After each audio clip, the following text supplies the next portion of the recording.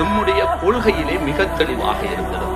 இந்த வடிவம் என்பது ஏதோ கல்லாலும் மண்களாலும் இரும்புகளாலும் செய்யப்பட்டதல்ல.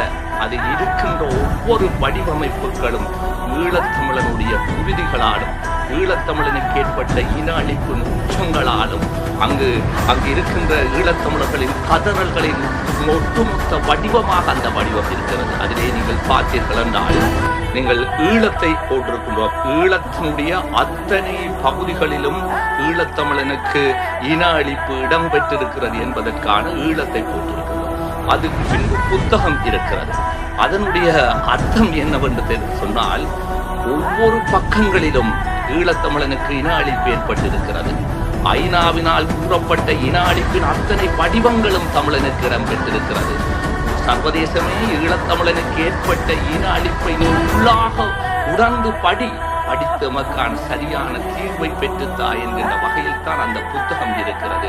உங்களை போன்ற ஊடகவியலாளர்கள் அங்கு நீங்கள் வருகின்ற சந்தர்ப்பங்களுக்கு வந்தீர்கள் என்றால் வந்து அந்த புத்தகத்திலே உங்கள் காதுகளை வைத்து பார்த்தீர்கள் என்றால் பலருடைய கதறல்கள் உங்களுக்கு கேட்டுக்கொண்டிருக்கும்.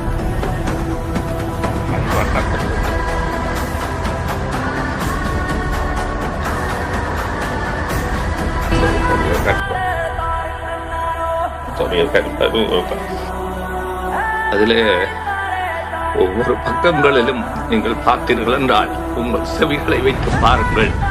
அண்ணா, உங்களை போன்றவர்கள் எல்லாம் எங்களை காப்பாற்றுங்கள் என்று கூறும் பொழுது சர்வதேசம் எங்களை கொண்டு குவித்ததே என்கின்ற அழுகுறல்கள் உங்களுக்கு கேட்டுக்கொண்டிருக்கும். பல தாய்மார்களுடைய கண்ணீர் அதுக்குள் இருக்கின்றது. மாவீரர்களுடைய தமிழர்களின் தாகம் தமிழீழ தாயகம் என்று சொல்லிக் கொண்டு உறங்கிக் கொண்டிருக்கின்றார்கள். ஐநாவினால் தடை செய்யப்பட்ட அத்தனை குண்டுகளையும் கொத்தனை குண்டுகள் பீரங்கிகள் பல்கொலை பீரங்களை பாவித்த அந்த படுகாயமடைந்து இன அழிப்பு புரிந்து அங்கு உறங்கிக் கொண்டிருக்கின்ற பல இன அழிப்பின் வரலாறு அந்த புத்தகத்துள் இருக்கிறது.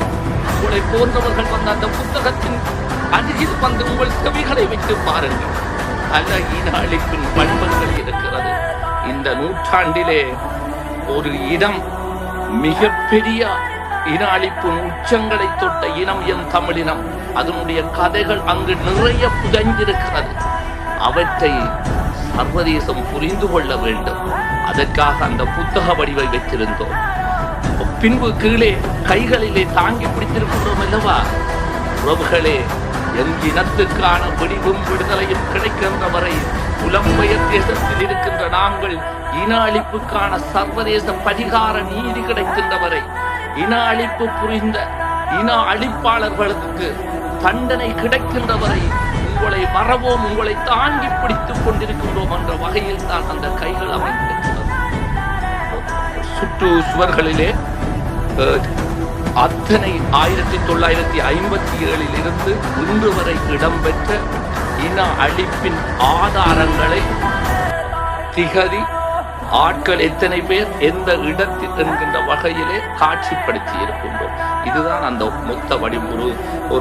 ஒரு மாற்று சமூகத்தைச் சேர்ந்தவர் அந்த நினைவகத்துக்கு சென்றால், மாற்று சமூகத்தைச் சேர்ந்தவர் அந்த நினைவகத்துக்கு சென்றால் தமிழர்களுக்கு ஏற்பட்ட இன அழிப்பு இவ்வளவு கொடுமையை ஈழத்தமிழன் சந்தித்தானா என்பதை பார்க்கக்கூடியதாக இருக்கும் அந்த இடம். அந்த வகையில் தான் அந்த வடிவத்தை நாங்கள் செதுக்கி இருந்தோம்.